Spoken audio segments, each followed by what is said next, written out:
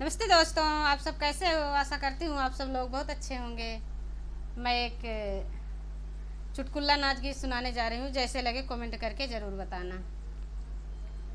केले हैं बालम उधार हो, बालम चित से उतरी गए। केले हैं बालम उधार हो, बालम चित से उतरी गए।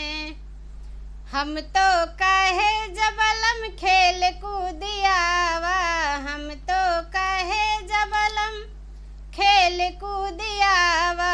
फोरी आए आपन का पार हो, बालम चित से उतरी गए। फोरी आए आपन का पार हो, बालम चित से उतरी गए।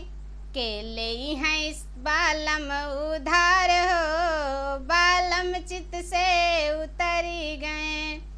केले हैं बालम उधार हो, बालम चित से उतरी गए। हम तो कहे जबलम खेत गोड़ियावा, हम तो कहे जबलम खेत गोड़ियावा।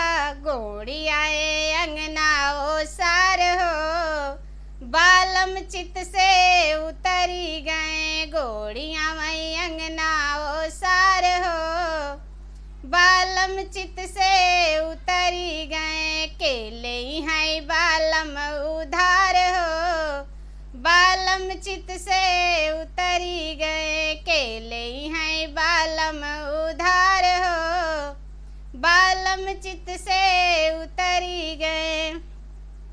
हम तो कहे जबलम पढ़ी लिखी आवा, हम तो कहे जबलम पढ़ी लिखी आवा। फाड़ी आयन कापी किताब हो, बालम चित से उतरी गए।